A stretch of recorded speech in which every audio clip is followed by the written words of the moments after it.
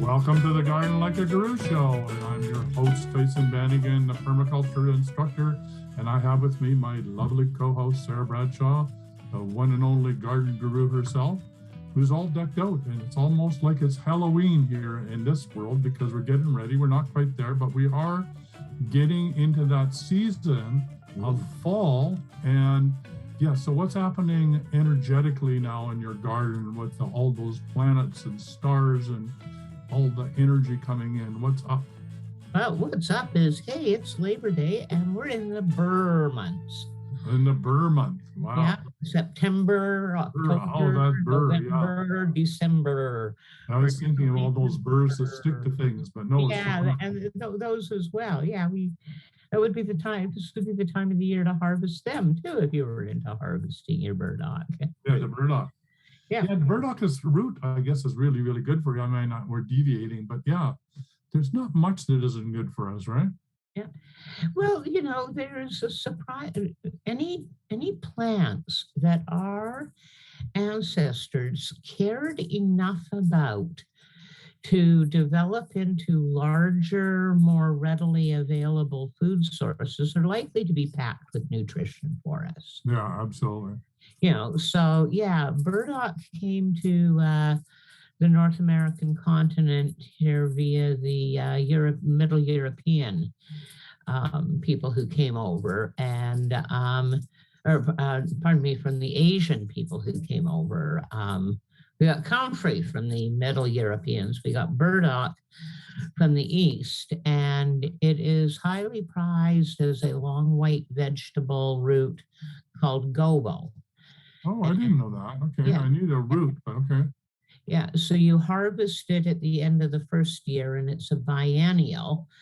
So you harvest that lovely huge root at the end of the first year, and that is what you consume. If left in the ground, that root is what the plant consumes the next year when it grows up into a great big bush with all of those lovely little cockleburs all over it. All over the place, yeah. Yeah. So, yes, if you were going to harvest your burdock root, now would be a wonderful time to be harvesting it. And we'll get back to all sorts of other things that we need to do in preparation and harvest time for fall. But first, like you said, let's take a good look at what's going on astrologically, what's going on energetically. Right. And of course, we're just today going to be hitting a new moon. Yay. Yeah, so this moon will be, the early fall moon. This is the falling leaf moon in some traditions. This is the last summer moon. We're not quite at the harvest moon yet. That will be next month, followed by the hunter moon in kind of the European traditions. But here in central BC, this was kind of the hazelnut moon. So, the berries are pretty much done, but by the end of this moon cycle, the nuts and roots and that would be coming home, the plant proteins that are so precious for getting us through through those winter months. So keep that in mind. This is a primo time for you to be looking at that aspect of gardening. Dig up those roots, get them out exposed to the air, get them dry, get them prepped to go in the ground, get your garlic ready. And we're just starting that moon. So, we're going to be looking at the temperatures, and, although they've been going down a wee bit, they're not really brutal at this time of year. So we can expect probably a very nice Indian summer.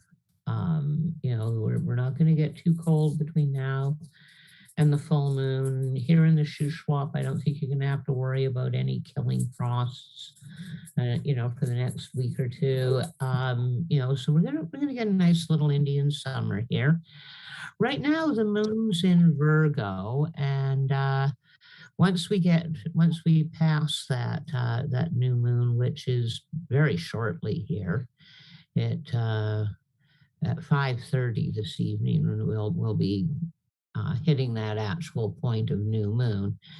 So, this evening, if you're inclined to put a few things in the ground, well, you've got a new moon. You've got a moon in Virgo. It's a nice earth sign. Root things in particular will do well. Tomorrow, late in the day, like about 8 o'clock in the evening, we're going to leave Virgo completely behind and go into Leo, or, pardon me, Libra.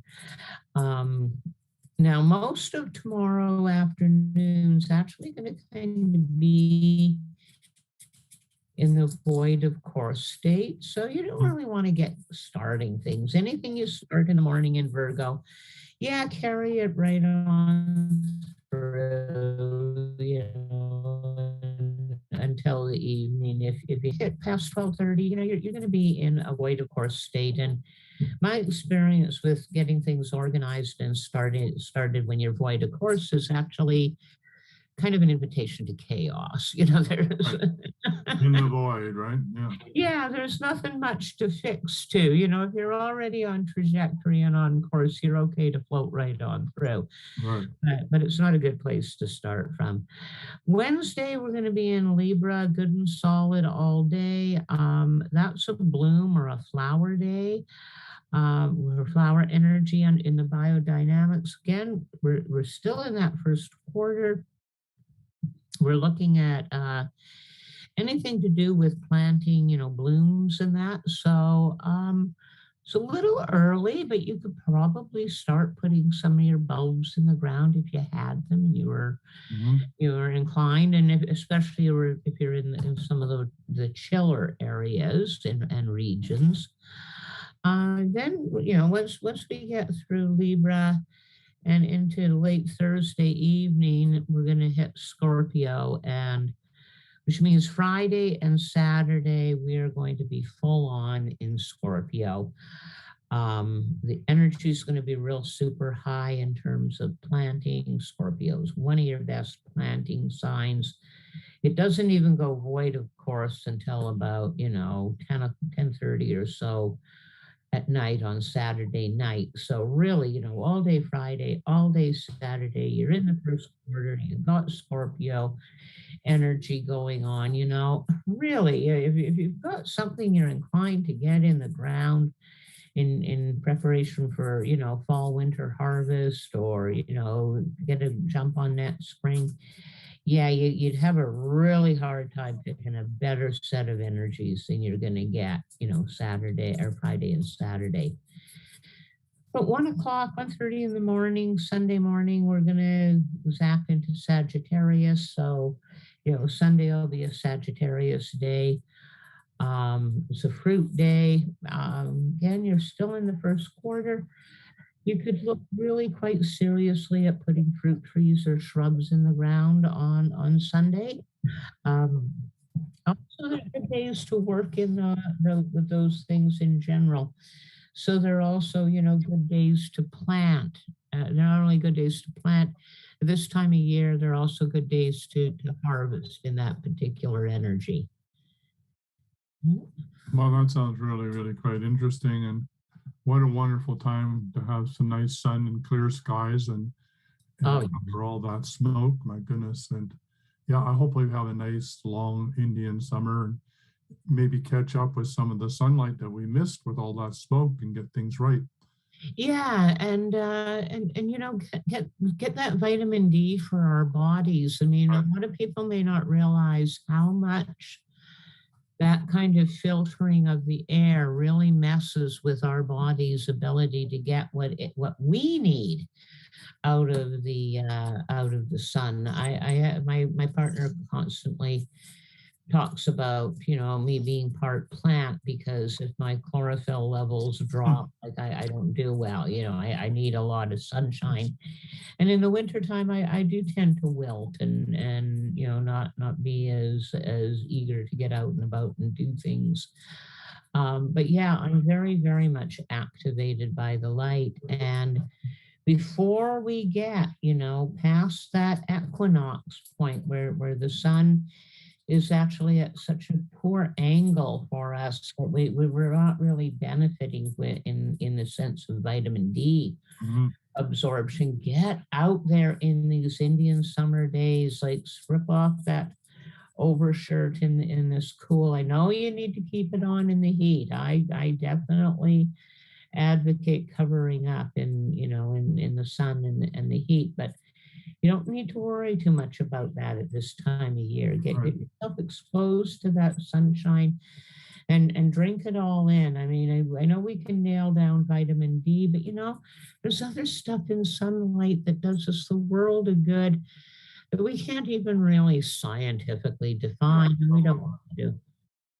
Absolutely, absolutely. I mean, sun gazing is such a ancient tradition, and if one were to become a breatharian, which I'm not necessarily saying I advocate today, I'm not going that way, but people live and breathe off of being being a breatharian. So there's more to sunlight, more like in the Bible, they talk about manna from heaven, right? It's in the breath. So yeah, time to get out there and breathe some fresh air, get some sun, maybe a little bit of nude bathing is not a bad idea, or maybe get couple more swims in, before it gets too cold. Yeah, get out there, says he who's sitting behind a desk most of the day. So I'm talking to myself. Yeah, and because we're moving into cooler days and temperatures and that, unlike the heat of summer and that, you can go out and harvest in the middle part of the day. As a matter of fact, you kind of have to Right. if you want your things devoid of dew when you gather them. Which anything you're drying, you're going to want to wait till it dries off a bit anyway. So Right. there's no longer the urgency to get out there at the crack of dawn and get all your garden work done and you out of there by 10 before you wilt in the sunshine.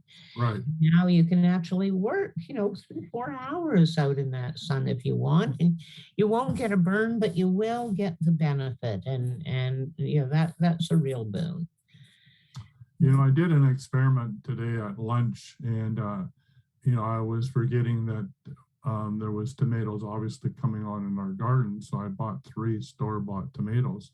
So for lunch, I took one from the garden and one from the store, cut them up, and then compared. Oh my God, if you're buying store-bought tomatoes compared to garden tomatoes, you are missing an awful lot of flavor. It was really, really telling. I mean, I know that, but to actually do 1/4 of a tomato from the store and then 1/4 from the garden was just amazing to taste the difference, right? Yeah, well, I have a friend who grew up in Utah, which is an incredible place to grow things. And as part of the American Southwest, tomatoes and peppers were part of the garden all of the time. And he says that as a young man, as a boy growing up there, he always had a salt shaker in his pocket, Yeah, me and too. he would just grab a tomato out of his mom or his grandma's garden, sprinkle some salt on it, and away he'd go. But he hadn't tasted tomatoes like that in a very, very long time. And I turned a part of his yard. It had been housing a couple of juniper trees, spreading junipers, and they were about 40, 50 years old, and they were huge. And he was really worried about them as a fire hazard, and justifiably so. They're so he wanted them gone, and he wanted a little kitchen garden that he could get to. And he now walks with a walker, and so this was kind of a whole year project. And the tomatoes have been coming ripe. And the other day I was over there, and he was sitting on the deck with a salt shaker eating tomatoes right out of his garden. And it just warmed my heart. Yes, He was like, "Oh, I haven't tasted tomatoes like this since I was a boy." that's wonderful. I love that story. And Yeah, isn't that the truth, right? Yeah. yeah. We I've had many, many, many young people who grew up in northern prairie towns tell me that they don't like tomatoes until I take them out into the garden and they say, well, that one was really good. Oh, that one was sweeter than the first one. It's good too. Oh, whoa, that one made my mouth pucker, but like it was good, but like it's really sour. And like and they come out of the garden like, you know, my other favorite thing to do with people in the garden, because if you only buy from the store, you may not ever have had the experience that cucumbers grown in the right soil are not, they don't have a bitter skin. Mm. Now, I grew up, learning how to cut the end off the cucumber and rub it and rub it and rub it to draw a lot of the bitterness out, or soak the cucumber in a vinegar solution so that it wasn't bitter, or peel the cucumber so that you get rid of the bitterness. But cucumbers grown with the right amount of water in soil that is, the right pH are not bitter. Mm. And so one of my favorite things is to just stand out in the garden and have a cucumber as a snack. And it's the kind of thing that is mind blowing, especially to young people who've grown up on the prairies. They look at you like you're consuming something poisonous, and it can take you considerable time to coax them into taking that first bite. But then they do and go, that taste, it's amazing. So we're looking at harvest time, and there, we touched on it, we started on it last week, but there's still so much to cover.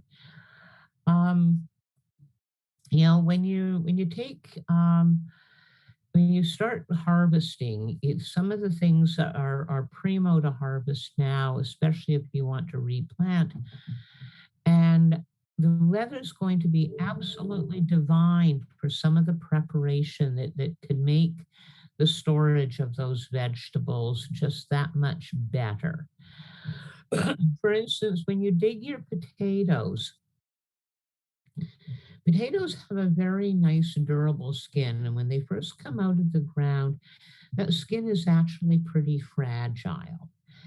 And it's not a good idea to wash your potatoes when you take them out of the ground if you're going to root cellar them, because especially in this area where soil is often quite a bit lighter, you are quite likely to wash at least part of the skin away. And if you live in a place where the soil is a heavy clay soil, as I did in Alberta for years, your potatoes can be profoundly dirty when you take them out of the ground. Right. Like They really all have clay coats on them, right? Yes, they do. And the temptation to wash them is almost unbearable. Okay. It really is. I want to expose potatoes to a lot of light, that they go green, that this is evidence of a chemical that we do not want to have in our bodies. It doesn't do us a lot of favors, and indeed it's the problem with the nightshade family in general, is that it rides this very fine line between really good food and something potentially toxic. So we know that green colored potatoes have taken us into the toxic realm, and you don't want to leave them out in the light and allow them to turn green before you store them. That's counterproductive. However, you do want them to dry completely. Now, in a light sandy soil, or grown in, heavy mulch, or some of the straw or potato box methods that we've been looking at, that's a matter of, probably an hour to an hour and a half, and flip them over onto the other side. Like, it really isn't a lengthy period of time. But if you're doing that potato harvest in northern BC or out on the prairies where you might be really hustling to get those potatoes in before the frost really comes, you're looking at actually potentially a couple of days. The soil is heavy and clay, it's sticking to your potatoes, and but your potatoes do indeed need to dry out, and you might need to rotate them a couple of times. Now, when I lived up there, people referred to this as curing their potatoes, that they had to take them out of the ground and let them cure, which led to like a lot of confusion to other gardeners when I talked to them and realized that was kind of regional vernacular, and it isn't really a curing process in the same way that salt curing or dehydrating would do. But you want that skin to dry and toughen in that state.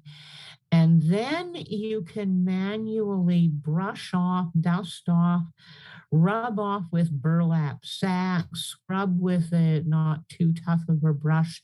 You can get the majority of that dirt and clay off of your potatoes before you root cellar them, and kind of no harm done. But it's the drying out of your potatoes, and this also kind of applies to turnips and parsnips as well. Carrots have a particularly fragile skin when they are first harvested, no matter where you grow them. And really aggressive washing of them can be, not the most ideal. That's good information, because the temptation is to scrub things. Stop. Yeah. Now, there is a really magnificent shortcut brought for cleaning up our vegetables and that when we do decide to wash them, that is brought to us by modern technology, but you have to use it judiciously. And this is the top-loading washing machine. Okay, you can use this to wash your carrots. You can actually even use it to wash your cucumbers. However, don't let it spin. Okay, you will end up with pickle relish, not usable cucumbers. Okay, you will also end up with incredibly bruised carrots, parsnips, turnips. Like you don't want to do that. And a big mess. Not want them to spin. But if you put it on the cold setting, and I use my hand wash delicate setting, which only kind of agitates and then sits and then agitates and then sits. And, it does remarkably little stress and pull on the motor and remarkably little, banging around of the vegetables.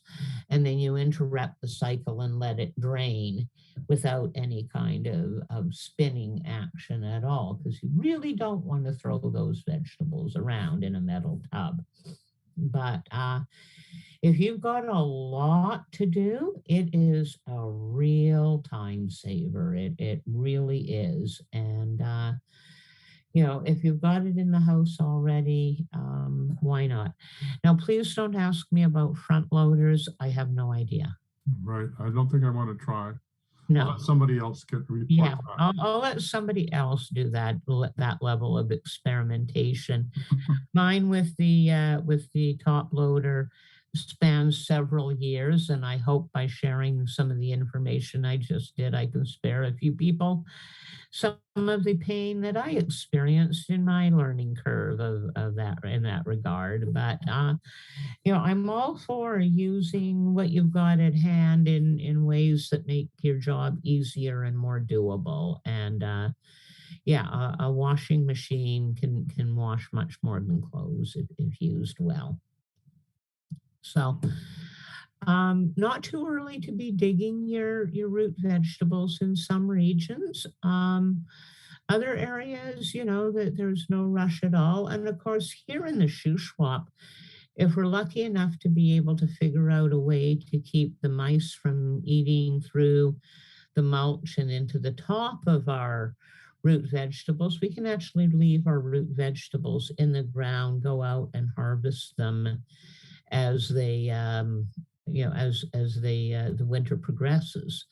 The ground tends to not freeze terribly hard under a snow. Now, believe me, we have winters that are exceptions where we get our cold snap early, and the ground is frozen solid. And if you've left your root vegetables in the ground in a winter like that, well, yes, you will suffer horrific losses. Yeah, that doesn't sound like a good idea, although Yeah, I but guess it depends on the layer of straw and how you prepare it and all the rest of it. and if you think about our average Shuswap winter, you know, generally speaking, here in Shuswap territory, we don't really settle into the harder edge of winter until after the solstice. Right. I remember my friend Mary Lou Tapson Jones, who was a regional biologist and lived into her 80s and wrote books about the plants in the region, said that when she was a little girl, her mother would remind her and her brothers all the time, that snow wasn't going to stay for them to go sledding out at Canoe Point until Christmas week, when Mother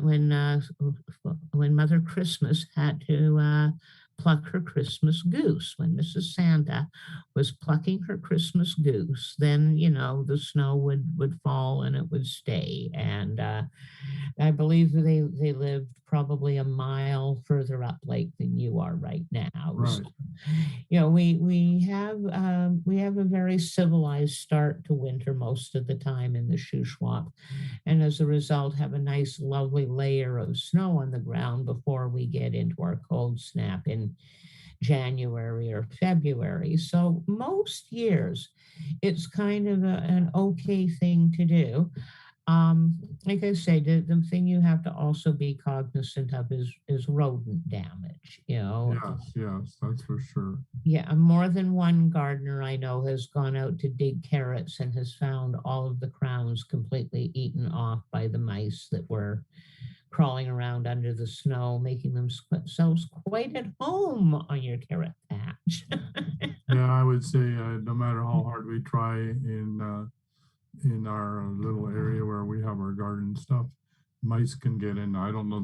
I think they've taken a lesson from Houdini. They can do all sorts of things, right?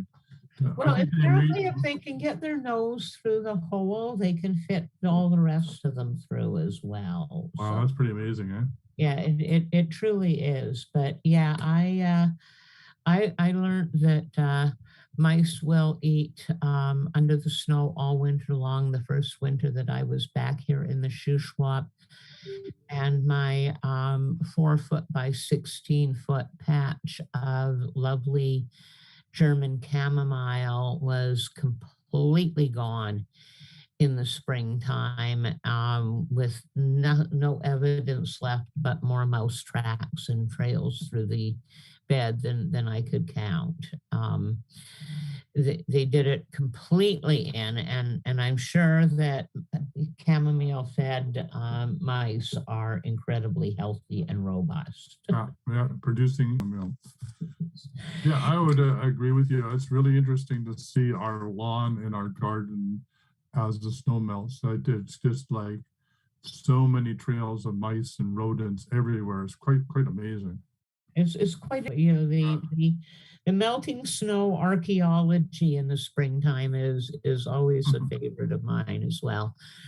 So if you're going to be harvesting over or wintering over any of your underground harvest bed, you need to address the rodent problem. The most successful method that I have found is taking either 1/2 inch mesh or 3 layers of just regular chicken wire mesh that you offset one layer on top of the other, laid down over the top of the right interfacing with the soil and the top of your carrots or turnips or whatever. Make sure that it is right on them.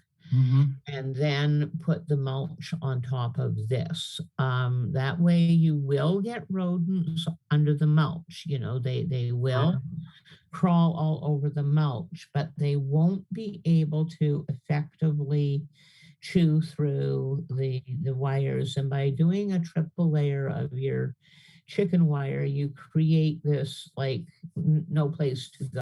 And the chicken wire is thin enough that it compresses in on itself, and it really basically works as one very thick, very, very thoroughly covered over area.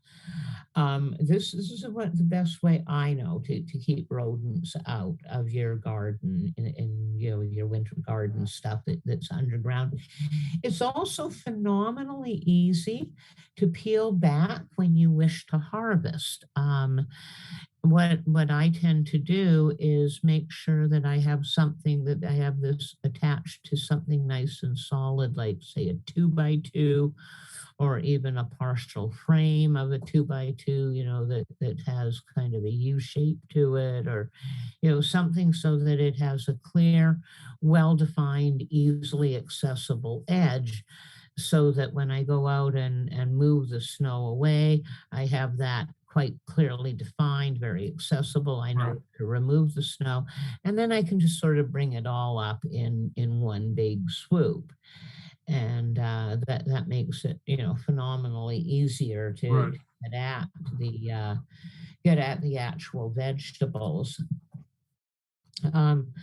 I'm trusting that we covered it in pretty good detail last week, prepping your actual storage spaces, like your root cellar and your cold room and that. Don't rush the harvest of your really hardy above ground vegetables, specifically the squashes and the pumpkins. They actually benefit from being out in those evenings that are getting cold while the days are continuing to be warm. They don't freeze until freezing temperatures get well below zero. So as soon as the leaves look like they've been touched by frost and are getting all wilty and wimpy, well, that's absolutely early enough for you to be bringing in your pumpkins and your winter squash. And what you'll find if you leave them out there and let that happen for them, that they'll actually keep better over the winter because they'll have developed a really, really good rind with that skin. Yeah, so that rind or that toughening up the skin is really important for all of the vegetables, right? So yeah, it makes a lot of sense. Yeah, so, your root cellaring, anything that you're storing, other than freezing or canning, it skin keeps it intact. You keep the skin intact, and you keep your vegetable intact and the nutrition at its highest. So a lot about carrots and sand. Oh, now that was something I was going to really lead up to as well. So I'm glad you brought it up. Carrots and sand are like a miracle. It didn't matter whether we were in northern BC or whether we were down on the coast in Richmond or whether I was in northern Alberta. It made no difference whatsoever. Storing carrots in sand basically keeps them in a living state, but unfrozen over the entire winter. And so when you bring your carrots in, don't scrub them up. Don't cut those tops back too harshly. Make sure you don't damage the crown of your carrot one bit. Trim off the green, because that will indeed rot. But leave, half to 3/4 of an inch of the stem to your carrot tops. Let that dry a little bit, if you will. let your carrot dry out a bit for a day or two, even before you bury them in sand. But yes, my mom had boxes where she could put about that much sand in the bottom, and then she would stand all the carrots up just as if they were growing, and then she would pour sand over them and tamp it down and tamp it down until they were completely covered. And then on top of that, she would do another layer of carrots, again standing them upright and wedging the tops, the bottoms down amongst the tops of that previous layer, and then would cover them completely with sand. And all winter long, we would go out and we would brush away a bit of the sand, and we would pull out carrots, and we would work our way down into the bottom layer. And towards the very end of winter, it would be like a treasure hunt as you'd go through this big box of sand to get, a couple of few remaining carrots out of the bottom of each of them. And so they keep all winter long. They do. And when you take them out, they have little growing rootlets on them that as spring comes on, like after February and into March, they really start growing.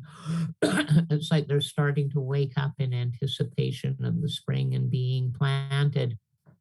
And they taste exactly as if they were just freshly pulled from the garden. Wow. They're, So yeah. since I got this, so what your mom did is she stood the kids up as if they were growing, right? Yeah. And so how many layers did she actually, that seems like a pretty big box because carrots can be like this big, right? They were about 2 feet deep, 2.5 feet deep. Big boxes, right? Yeah. And they were probably a foot or so wide and about 3 feet long. Also something that's fairly easy to move around, right? Yeah. And she had 2 of them or 3 of them, and they kind of all stacked right close together. And when we lived up here, they were in the root cellar. When we lived in Richmond, they were in the feed room in the barn. And when I was up in the Peace Country, I often kept them under my house when I didn't have a root cellar. So they wouldn't have stood up, I don't think, to the 40 belows that we got up there. But they honestly, it's the fact that they taste as though they were just freshly pulled from the garden. They are still 100% alive, and it is really very, very magical. So to just recap that again, so you cut the tops off up to about an inch from the carrot or 3/4 of an inch from the carrot.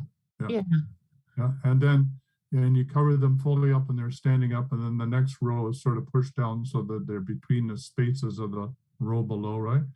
Yeah, and of course, you can do just a single row. Like you could get a Rubbermaid tub that is deep enough to hold your carrots, and that's a good idea. make that, fill them right in, put that Rubbermaid tub lid on, seal it up night, and. But it'd be good to seal it. You're saying it would be good.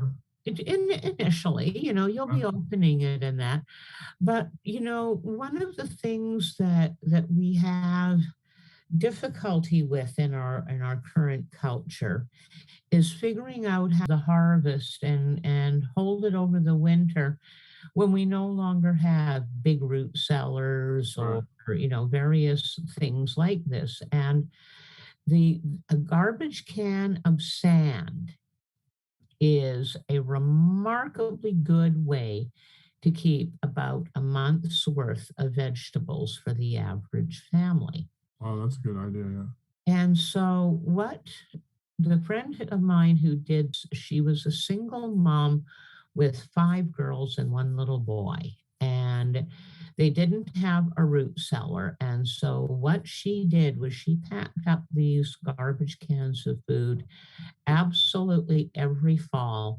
And then she lined them up. This was in northern Alberta. She lined them up against a wall on their house, so completely covered them over with straw, to make sure that they didn't freeze, and then had a tarp over that. And once a month went out there and, rolled the tarp back and got one of these garbage cans in and brought it into the house. And what she would have in each garbage can is she would have a layer of potatoes, and then she would have sand on top of that. And then on top of the potatoes, she would put carrots and she'd cover them in sand as well. And then on top of that, she would put a cabbage, onions, some turnips, a few vegetables, maybe a chunk, maybe a celeriac root or two, some of her big winter radishes, and she would fill it all up and then she would pack it down with straw on the very top, put the lid on, and then these, like I said, they would all be lined up. So every month they would go out and they would bring in one of these garbage cans of food, and it would do them. They would have what they needed, and she would not have to go off to the store to buy their vegetables. Wow, brilliant. Absolutely brilliant. So I'm assuming that the sand needs to be very dry. Is that correct? Yes. You want it dry. Yeah, any moisture would cause a real problem. So we have to make sure that the sand is so that's a really good time to maybe get the sand so that you can get it dried out, right? Yes, if you're going to be using sand, address that now. You don't want it wet. You do want it dry. Same goes with sawdust. You can get very fine sawdust. And although it doesn't do quite as well as sand, it does do a pretty good job. And it actually does a really good job of pears and apples. Okay. Yeah, it really does do a very good job of those, which, one of the big benefits of having your pears and apples buried in like wood sawdust. And by sawdust, I mean sawdust, not wood chip. No, sawdust. I don't get that, yeah. There's such a difference. I mean, sawdust is very, very, very fine grained. Right. But one of the real benefits of having your apples and your pears in bins that they're covered in sawdust or sand, although actually sawdust does work better for them, is that these two fruits off gas and will cause everything else in your root cellar that is with them to accelerate in their decomposition. So if you put a nice big bushel basket of apples, just as they are, beside your potatoes will not last as long. The apples will ripen everything. If you want a banana to go really ripe, put it in a brown paper bag overnight with an apple. And the next morning, the apple will be relatively unchanged, but the banana will be very, very ripe. And so, the suppression of this gas works quite well under sawdust. Nice. So that means with sawdust, you could then theoretically put the apples in the root cellar as long as they're very well covered with sawdust, right? Yes, you can. And that means if you can't get two separate kind of root cellarish rooms going on in your place, it buys you quite a bit of space. And the pears can be with the apples without bothering each other? Absolutely. And the other thing too, though, is that, it'll actually prolong the pears and the apples' lives as well, because as you well know, one bad apple spoils the whole barrel in no time. Yeah, I don't know where I heard that, but that's absolutely true. And it's so true. Like you go through a barrel of apples, and if you've got one rotten one, almost everything touching it's going to be rotten or so close that you're right there in a day or so. Yeah. And keeping them separated with layers of the sawdust really does extend their lifetime. So this is the time to be kind of acquiring all that stuff that you might need to do to get your fall harvest happening really successfully in your winter storage. pulled together really well. If you're going to do, garbage cans of food, this is a good time to do it. What I found for myself in a two-person household is that a 5-gallon pail suffices. You can, in a 5-gallon pail, you can put, a 3-pound bag of carrots, a 2-pound bag of parsnips, a small head of cabbage, 2 or 3 turnips, a nice big celeriac root, a head of cabbage, a few Right. other little odds and ends, and, and do the same kind of thing, a combination of, some of them packed in sand down at the bottom and then the other ones on top and in a well insulated place. But, you don't Right. need, as much. So what do you think about, I mean, there seems to be a lot of evidence that we're going to major food shortage here in North America, actually worldwide. And, we fortunate here that we do have the production of grain and we have our own, mills to grind the grain. We also have our own hops production and we also, I mean, we're really blessed here. And we also have really good organic farms. Given all that, would you still recommend to actually prepare the sorts of things like your garbage cans and your 5-gallon buckets using produce from our organic farms and being prepared, or what's your sense on all that? I think that there's room for a lot of different approaches. I know at one point I went through Greencroft Gardens with their community shared agriculture program. So my food was secured, but it was in their really well constructed coolers Right. and root cellars, whereas I was living in Enderby in a house in the middle of town where that would have been really hard for me to achieve. Right. Exactly. Yeah. So, I think there's always room for more than one approach. Yeah. What I'd like to see is I'd like to see people work with their local producers and explore what's really good for them. Right. I know that with the people that I work with, if you purchase their food when it's at like peak harvest or in advance of harvest, you get the better deal. Absolutely. No doubt about that. Yeah. And so, it's like one of the problems with not stocking up is the squash that is a buck of squash at the front of, the store Right. Yeah. right now in December or November or February is going to be $2.39 a pound. Right. Yeah. And so like the 50-pound box of potatoes that you can get now for $20 is going to be $20 for a 5-pound or 10-pound bag come the middle of winter. And so I'd like for people to spare themselves, to set themselves up in a way that they can actually get that food at the better price for them. But, when you do it right, it's also the better situation for the producer. Absolutely. Yeah. Like if you arrange community shared agriculture, okay, say it's going to cost you there's 52 weeks in a year and it's $20 a week. So that's what, $1,000? Mm-hmm.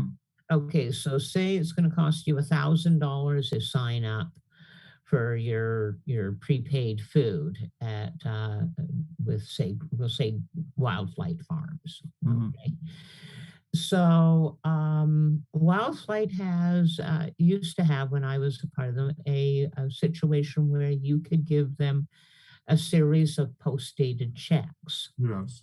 So you were not having to come up with that $1,000 all in one big fell swoop, at all. But to the bank, that was as good as $1,000. They could go there with these memberships, with these commitments, And so if they got that money in February or January, let's say Right. we just do it in January. Okay, it's the start of the year. You give your local farmer your $1,000 of post-dated checks to carry you through the whole year, so you get this fabulous food. Now that farmer can go to the bank and he can borrow for the seeds that he needs, the soil supplements that he might need, the wages for the people to hire, the new Right. supplies for the greenhouse, all of that. Okay, and because he can do all of that right up front and he's not having to do, really sketchy long-term loans or Yeah. situations where he doesn't know where he's going to be paying stuff back, he's under less stress. The banker's much more agreeable. The money's right there. Things can proceed. You'll get a bigger chunk for your $20 than you would have got if he was struggling and struggling and struggling along. Right. You'll also get in on any bargains like, oh my God, we got more zucchini than you can believe. You guys can have as much as you want free. And I have seen that so often on CSA box day. You go Right. to pick up your CSA boxes and there's your 3 pounds of tomatoes and your bunches of radishes and your this and your this and your this. And there's the great big box of the extra kale, the extra zucchini, the extra patty pan squash, the extra Swiss chard, the Right. things that are just going crazy. So you actually end up getting a whole lot better food and you have paid less money for it. And so everybody does better. Now, some of those farms are equipped to perhaps provide you with roots, or will perhaps set it up so they provide you all winter and you're not having to use your root cellar. Others of them might offer you bargains like it's potato harvest time and anybody who wants 100 pounds right now, we're selling them for $1 a pound. Right. Yeah. And, so but I think that, there's a lot of different ways. I think that getting very creative with how we can continue to eat really well and eat locally is a really big part of stepping into this winter. Yeah, I agree with you. Absolutely. And those are great ideas. I love that. And so if you are in the shoe shop or wherever you are, please get hold of your local organic gardener and see if they have a newsletter. I know Wildlife Farm does. And in that newsletter, they're going to tell you what the specials are. Yeah. And then you can then make the necessary arrangements to get the 50 pounds or 25 pounds of carrots or the 100 pounds of And potatoes or whatever. if you're really unsure where to start, especially if you're in British Columbia, there's a wonderful organization called Farm Folk City Folk. And although they're most active down on Vancouver Island and the lower mainland, they are active everywhere they possibly can be. And they focus on linking up farm folk with city folk. Their name kind of says it all. Yeah, absolutely. They're wonderful people. They manage their own co-op as well, housing co-op. Yeah, they're just really grand people. Yes, the BC Organic Seed Cooperative is affiliated with them. Many of the seed saving people and events are affiliated with them. Groups like SENS out of Vernon, which is Sustainable Environment Network Society, they have all sorts of little roots everywhere, and they can help you find local producers. And of course, here in the in our region, we're blessed with the Monashee Community Co-op, which they've got a fabulous website. They've got really, really informative volunteers. If you phone up and you ask a question about where you could get local pork or where you could get local chicken or where you can get 300 pounds of garlic, if they don't know the answer, they will find someone who can direct you in the right spot. So, there's no lack of resources. You just need to kind of reach out. Well, we're getting near to the top of the hour. I don't know if there's anything you want to squeeze in as we come close to the top of the hour. I know things always go sailing by, and I don't know, the hour seems to disappear into the void when we're talking about gardens and food and feeding our faces. And I don't know about you, it's nearly tea time, so I'm already excited for tea because we've been talking about food. And we are so blessed here, and we want everybody else who's listening to the show to be able to be as blessed as we are, to be able to produce your own food, feed your family, feel secure through the cold of the winter, take care of yourselves, and be healthy, wealthy, and wise. Indeed, and don't forget that these shows, that these 1 hour a week, that this is just the tip of the iceberg. Like, for the people who join the inner garden circle, you get to just not talk about this, but we show you what we're doing, we show you how we're doing it, offering you, all sorts of opportunities for one-on-one consultation, and getting the things that are important to you squared away in your garden, and how you manage your sustainable food system. And really, if you need to work on a sustainable food system for yourself. I'm really quite concerned with the articles that I'm reading in very, very straight agricultural magazines like Western Producer that are talking about the farmers are just not up to fighting this war with the everlasting drought on the prairie for very much longer. Yeah, and even the food supply, the latest information coming down the food supply doesn't look good. So please be forewarned and forearmed. Do your work, do your research, get ready, and make this the best winter ever because you're prepared to feed you and your family. I cannot stress this enough. This is really important, and treat it as if your life depended on it, because it does. Yep. We're nearly at the top of the hour, so we're back, same time, same place. So what are we going to do next week, Sarah? Oh, well, next week, I think we're going to actually have to get into some really get it done now things for those who want to address winter planting, planting their winter greenhouses. I think maybe one of the things that would be really awesome to explore next week is a really good look at some simple and inexpensive ways to get started in winter harvesting, like straw bales in the greenhouse, and things that even complete novices can get going and have some amount of success with food production for themselves. Great idea. Okay, good. All right, everybody, that's top of the hour, and so bye for now. See you next week.